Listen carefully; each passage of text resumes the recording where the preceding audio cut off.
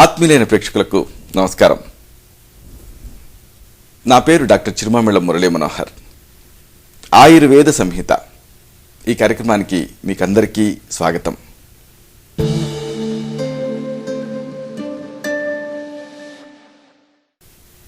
ఈ కార్యక్రమంలో ఒక ముఖ్యమైన విషయాన్ని, ప్రాచీన ఆయుర్వేద రహస్యాల్ని తెలుసుకోబోతున్నారు. ఆకలింపు చేసుకొని ఆచరిస్తే ఈ అంశాలు మీ మొత్తం జీవితాన్ని అనూహ్యంగా మార్చేస్తాయి, సంపూర్ణమైన ఆరోగ్యాన్ని తిరిగి పొందేలా చేస్తాయి.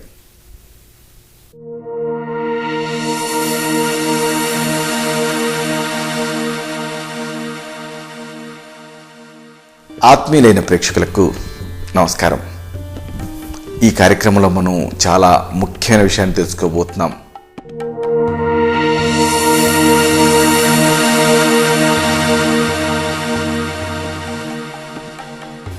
మూత్రంలో తెలుపు పోవటం, ఖైలూరియా. ఎంతోమంది ఈ సమస్యతో బాధపడుతూ ఉంటారు, టెన్షన్ పడుతూ ఉంటారు. అసలు ఈ ఖైలూరియా అనే సమస్య ఎందుకు వస్తుంది, దీనికి దారితీసే కారణాలు ఏమిటి, ఒకవేళ ఈ సమస్య మీకుంటే దీన్ని ఎలా తగ్గించుకోవాలి, దీనికి సంబంధించి ఆయుర్వేద చికిత్సలు ఎలాంటివి ఉన్నాయి, చికిత్సా వ్యూహం ఎలా ఉంటుంది, అన్నిటికీ మించి మీ వంతు మీరుగా చేసుకోదగిన గృహ చికిత్సలు ఏమన్నా ఉన్నాయా, ఎలాంటి మూలికలు దీంట్లో ఉపయోగపడతాయి, ఇలాంటి మొత్తం సమాచారాన్ని తెలుసుకుందాం. చాలామంది పేషెంట్లు వాళ్ళ మూత్రంలో ఏదో తెల్లటి పాల లాంటి పదార్థం పోతూ ఉంటుందని భయపడుతూ ఉంటారు. దాన్ని చూసుకొని అది వీర్యమేమో అని అనుకుంటూ ఉంటారు. ఇలాగ వీర్యం పోతూ ఉంది కాబట్టి దీంతో వీర్యం శరీరం నుంచి వెళ్ళిపోతే ఇంకే ఉంది, బాగా నీరసపడిపోతూ ఉన్నామని ఇలాగ కంగారు పడుతూ ఉంటారు, భయాందోళనలు వ్యక్తం చేస్తూ ఉంటారు. కొంతమంది యువకులు దీన్ని ధాతు నష్టంగా అనుకుంటూ ఉంటారు. అనుకొని ఇంకా శరీరంలో ఈ ధాతు నష్టం జరిగింది కాబట్టి ఇంకా బాగా విపరీతంగా నీరసించిపోతున్నాం అనుకుంటూ ఉంటారు, కంగారు పడుతూ ఉంటారు. అయితే వైద్యపరంగా చెప్పాల్సి వస్తే ఈ మూత్రంలో శుక్రం పోవటం అనేది అంత సాధారణం కాదు. అంటే స్పర్మటూరియా అంటారు. స్పర్మ్ అంటే ఈ శుక్ర కణాలు, యూరియా అంటే ఏంటంటే యూరిన్లో పోవటం. ఈ స్పర్మటూరియా లేదా శుక్రమేహం అనేది అంత కామన్ కాదు. అసలు ఈ ఖైలూరియా అనేది ఎందుకు వస్తుంది అంటే, మనం ఆహారం తీసుకుంటాం కదా, ఈ తీసుకున్న ఆహారంలో కొవ్వు పదార్థాలు ఉంటాయి. ఇవి ఖైల్ రూపంలో కన్వర్ట్ అవుతాయి. ఖైల్ ఇలాగ కన్వర్ట్ అయిన తర్వాత లింఫ్ ద్రవం ద్వారా శరీరం లోపలికి విలీనం అవుతాయి. మీరు జాగ్రత్తగా గమనించాలి. ఏదైనా కారణంతో ఈ లింఫ్ ద్రవంతో కలిసి సంచరించే ఈ ఖైల్ అనే పేరు కలిగిన పదార్థం లింఫ్ నాళాల నుంచి బయటకు వచ్చి విడిపోయి కిడ్నీలను చేరుకొని మూత్రం ద్వారా విసర్జితం అవుతూ ఉందనుకోండి, దానిని ఖైలూరియా అంటారు. కాబట్టి ఇది ఇక్కడ జరిగేటటువంటి విధి విధానం. అంటే మనం తీసుకున్నటువంటి ఆహారం చెప్పుకున్నాం కదా, ఖైల్ రూపంలో లింఫ్ ద్రవం ద్వారా శరీరంలో విలీనం అవుతుంది. ఏదైనా ఒక కాజ్తో ఈ లింఫ్ ద్రవంతో కలిసి సంచరించే ఈ ఖైల్ అనే పదార్థం లింఫ్ నాళాల నుంచి బయటకు వచ్చేసేసి కిడ్నీలు చేరుకొని యూరిన్ ద్వారా బయటకు వెళ్ళిపోతూ ఉందనుకోండి, దాన్నే ఖైలూరియా అంటారు.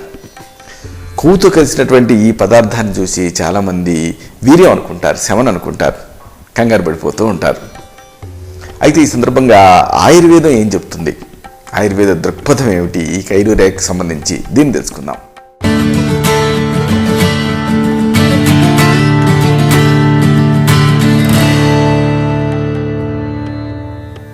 మూత్రంలో అవిలత్వం అంటే కలకబారటం అనేది చోటు చేసుకున్నప్పుడు దాన్ని ఆయుర్వేద శాస్త్రంలో ప్రమేహం అంటారు. మేహం అంటే యూరినేషన్. కాబట్టి అంటే ఏంటంటే అవిలత్వం చోటు చేసుకోవటం. కాబట్టి మూత్రంలో అవిలత్వం అనేది ఉంటుంది, అంటే గాఢత, అంటే ఒక రకమైనటువంటి టర్బిడిటీ.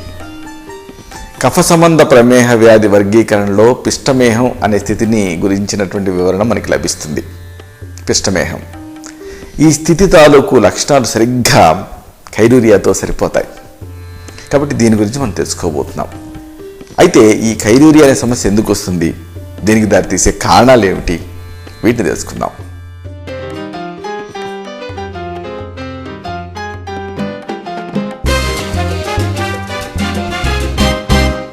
అయితే నిజానికి ఈ కైలూరియాకి దారితీసే పరిస్థితులు సమగ్రంగా ఇదిమిద్దంగా యథాతథంగా తెలియవు. అయితే మన ఉదర ప్రదేశంలో ఉండే ప్రధాన లింఫ్ నాళం థొరాసిక్ డక్ట్.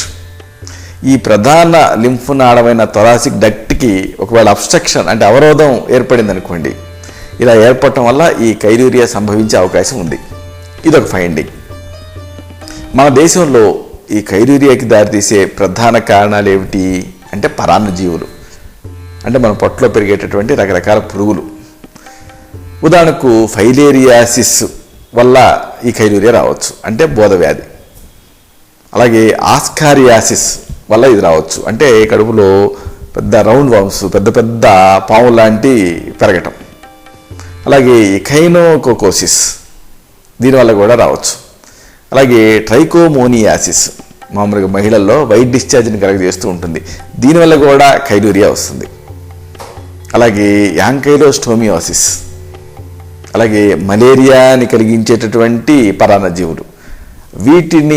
వీటి వల్ల ఈ సూక్ష్మక్రిములు లింఫ్ నాళాలను అడ్డుకొని లింఫ్ని లీక్ అయ్యేలా చేస్తాయి. ఇలాగా లింఫ్ని లీక్ అయ్యేలా చేసి లింఫ్ నాళాలకి మూత్రనాళాలకి మధ్య లింఫో యూరినరీ ఫిస్టులాని తయారయ్యేలా చేస్తాయి. చేసి చివరికి ఈ కైలూరియాని కలగజేస్తాయి. ఇది ఇక్కడ ప్యాథాలజీ. ఈ కారణాలన్నింటినీ కనుక మనం గ్రహిస్తే వీటన్నిటిలో ఫైలేరియాసిస్ని కలిగించేటటువంటి అంశాలే ప్రధానంగా ఉంటాయి. అంటే ఫైలేరియాసిస్ని ప్రధాన కారణంగా మనం తీసుకోవాలి.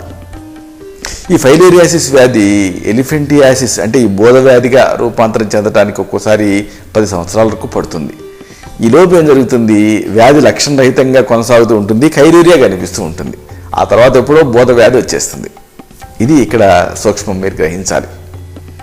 అయితే ఈ కైలూరియాకి దారితీసే ఇతర కారణాలు కూడా ఉంటాయి, వీటిని కూడా మీరు తెలుసుకోవాలి.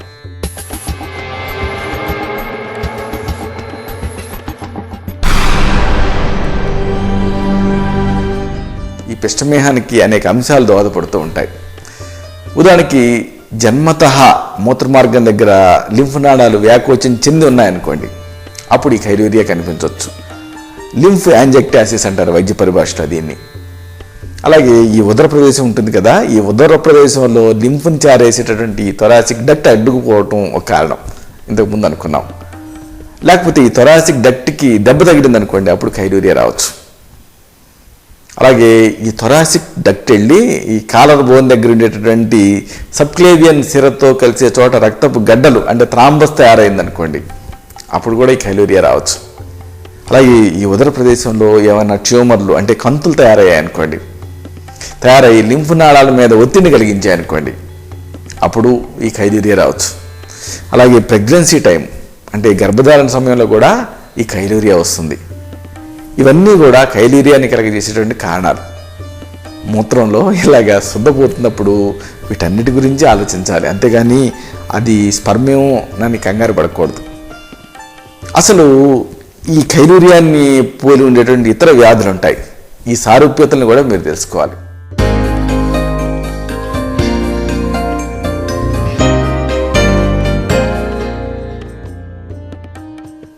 అంటే కేవలం కైలూరియా మాత్రమే కాకుండా మూత్రాన్ని ఇలాగా పాలం మాదిరిగా తెల్లగా కనిపించేలా చేసే చాలా ఇతర వ్యాధులు ఉంటాయి.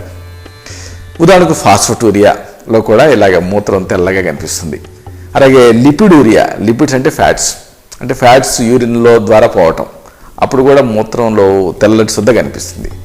అలాగే పైయూరియా, పై అంటే పస్సు, ఇలా పసు పోతున్నప్పుడు కూడా అది శుక్రం పోతున్నట్టుగా తెల్లగా కనిపిస్తుంది. కాబట్టి వీటన్నిటిని దృష్టిలో పెట్టుకొని వ్యవచ్ఛేదిత నిదానం అనేది చేయడం అవసరం, అంటే డిఫరెన్షియల్ డయాగ్నోసిస్ అనేది అవసరం.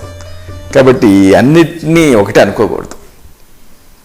అయితే ఈ కైలూరియాని మీరు అశ్రద్ధ చేశారు అంటే సరైన సమయంలో దీనికి ట్రీట్మెంట్ తీసుకోలేదనుకోండి, అప్పుడు కొన్ని ఇక్కట్లు, కొన్ని చిక్కులు, కొన్ని ప్రమాదాలు కలుగుతాయి.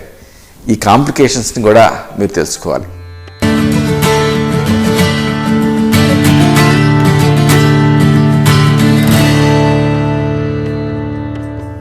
కైలూరియా దీర్ఘకాలం నుంచి కొనసాగేటటువంటి వాళ్ళల్లో బరువు తగ్గుతుంది. అంటే మీ శారీరక బరువు, ఒకవేళ మీకు కైలూరియా ఉందనుకోండి, ఎక్కువ కాలం నుంచి మీ బరువు తగ్గిపోతుంది, మీరు బరువు తగ్గుతారు. అలాగే చర్మం కింద కొవ్వు ఉండాలి కదా, ఈ చర్మం కింద ఉండాల్సిన కొవ్వు తాలూకు మొత్తాలు తగ్గిపోతాయి, అంటే పరిమాణం తగ్గుతుంది. అలాగే ఎనీమియా వస్తుంది, రక్తహీనత వస్తుంది. ఇక ఈ ప్రోటీన్స్ అంటే మాంసకృతులు తగ్గిపోతాయి. తగ్గిపోయి ఏం జరుగుతుంది, హైపోప్రోటీనీమియా అనేది వచ్చేస్తుంది. ఇలాగా అనేక ఇక్కట్లు వస్తాయి మీరు ఈ కైలీరియాన్ని నెగ్లెక్ట్ చేస్తే. సరే, ఈ సమస్య మీకుంది, మరి ఏం చేయాలి? కొన్ని సూచనలు ఉన్నాయి. ఈ సలహాలని, సూచనని తెలుసుకుందాం.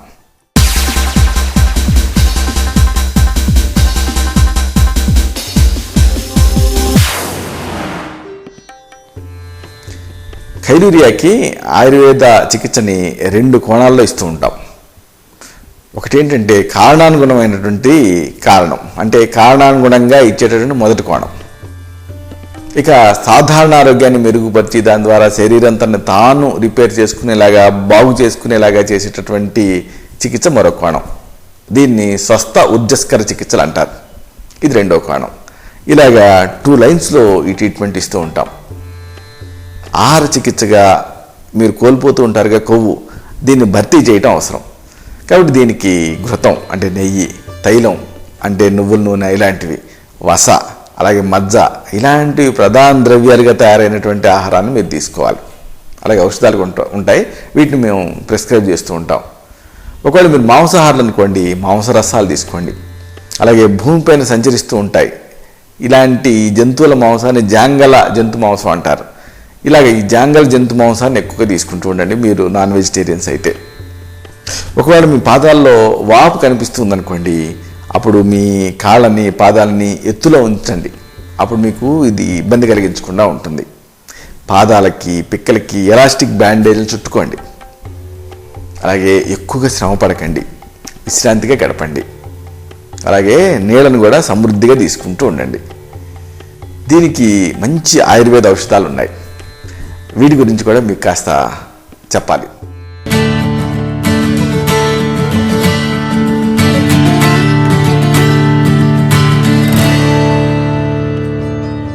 శిలాజిత్తు అనే ఒక అద్భుతమైనటువంటి ఔషధం ఉంటుంది. హిమాలయ పర్వత ప్రాంతాల నుంచి దీన్ని సేకరించి శుద్ధి చేసి తగిన అనుపానాలతో ఇస్తూ ఉంటాం. అమోఘంగా పనిచేస్తుంది. అలాగే స్వర్ణ, వంగ, నాగ, యశద భస్మాలు ఉంటాయి. ఎస్పెషల్లీ ఈ జెనిటో యూరినరీ ట్రాక్ట్ డిజార్డర్స్లో అమోఘంగా పనిచేస్తాయి. కాకపోతే వీటిని చాలా అల్ప మొత్తాలలో మీ తత్వాన్ని బట్టి తగిన అనుపానాలతో ఇవ్వాల్సి ఉంటుంది. కొన్ని సందర్భాలలో చంద్రప్రభావటి ఇలాంటివి సెలెక్ట్ చేసి ఇస్తూ ఉంటాం. ఇవన్నీ ప్రధాన ఆయుర్వేద ఔషధాలు. వీటిని వైద్య సలహా మేరకు వాడుకుంటే మంచి ఫలితం ఉంటుంది. ఇక దీనికి మంచి ఆయుర్వేద మూలికలు కూడా ఉన్నాయి. వీటిని మీరు ఒక ప్రథమ చికిత్సగా తయారు చేసుకొని వాడుకోవచ్చు. కతక గింజల్ని చిల్ల గింజలు అంటారు తెలుగులో. ఇవి మీకు ఆయుర్వేద అంగడిలో దొరుకుతాయి. తెచ్చుకొని మజ్జిగని చిలకరిస్తూ గంధం తీయాలి, పేస్ట్ లాగా అవుతుంది. 1 టీ స్పూన్ ఇలాగా ఈ కతక బీజాలని అంటే చిల్ల గింజల్ని మజ్జిగతో సహా అరగదీసి గంధం తీసి 1 టీ స్పూన్ తయారు చేసుకొని దీనికి సమానం తేనె కలపండి. అంటే 1 టీ స్పూన్ ఈ చిల్ల గింజల పేస్టు, అలాగే తేనె 1 టీ స్పూన్ కలిపి లోపలికి తీసుకోండి. ఇది ఒక మంచి చికిత్స. ఇలాగా ఉదయం సాయంత్రం ఒక 40 రోజులు చేస్తే మంచి ఫలితం ఉంటుంది. ఇలాంటిదే మరొక మంచి గృహ చికిత్స. హరిద్రాద్వయం అనేవి ఉన్నాయి, అంటే పసుపు, మాను పసుపు. ఇవి 2 కూడా ఈ కైలూరియాలో బాగా పనిచేస్తాయి. వీటిని సమాన భాగాలు తీసుకోండి. ఒక్కొక్కటి 1 టేబుల్ స్పూన్ చితగ్గొట్టి కొద్దిగా కచ్చా పచ్చాగా నీళ్ళకి వేసి మరిగించి కషాయం తయారు చేసుకోండి. దీన్ని లోపలికి తీసుకుంటే మంచి ఫలితం ఉంటుంది. ఇక నేరేడు పండు, ఇది కూడా బాగా పనిచేస్తుంది. అలాగే ఉసిరి, ఇది కూడా చాలా చక్కగా పనిచేస్తుంది. దీన్ని రసం రూపంలో తీసుకోవచ్చు, పొడి రూపంలో కూడా తీసుకోవచ్చు. అవసరం అనుకుంటే వీటిని కొంతకాలం పాటు ఇతర మందులతో కలిపి కూడా వాడుకోవాల్సి ఉంటుంది వైద్య సలహాతో. ఇక ఈ సందర్భంగా ఒక ముఖ్య విషయం చెప్పాలి మీకు.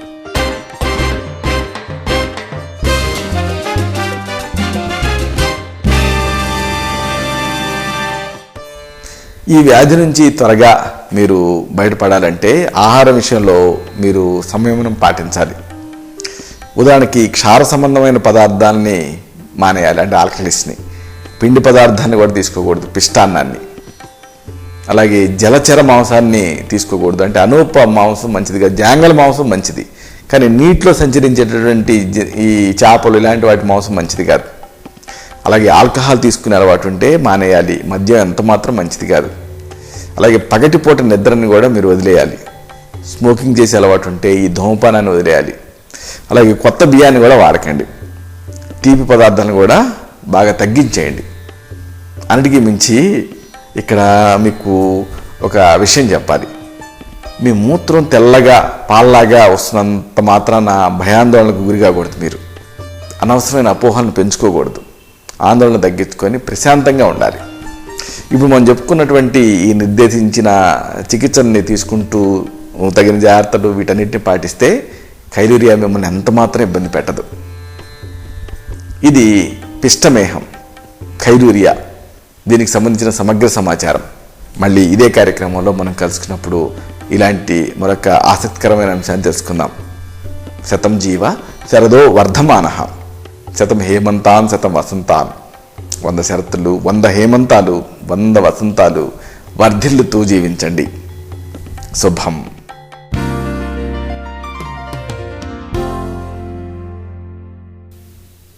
చూశారు కదా, ఇది విషయం.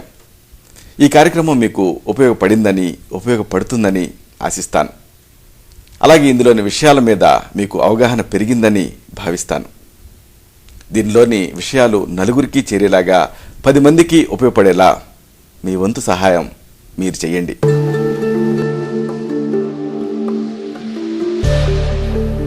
మళ్ళీ ఇదే కార్యక్రమంలో మనం కలుసుకున్నప్పుడు ఇలాంటి మరొక ఆసక్తికరమైన అంశాన్ని తెలుసుకుందాం.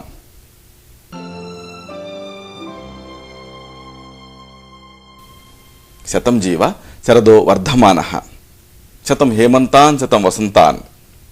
100 శరత్తులు, 100 హేమంతాలు, 100 వసంతాలు వర్ధిల్లుతూ జీవించండి.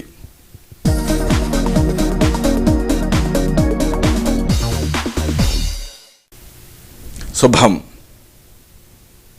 డాక్టర్ చిరుమామిళ్ల మురళీ మనోహర్, ఎండి, ఆయుర్వేదం, Raksha ayurvedic centre, Sarathi studios road, opposite state home, Ameerpet, Hyderabad 73.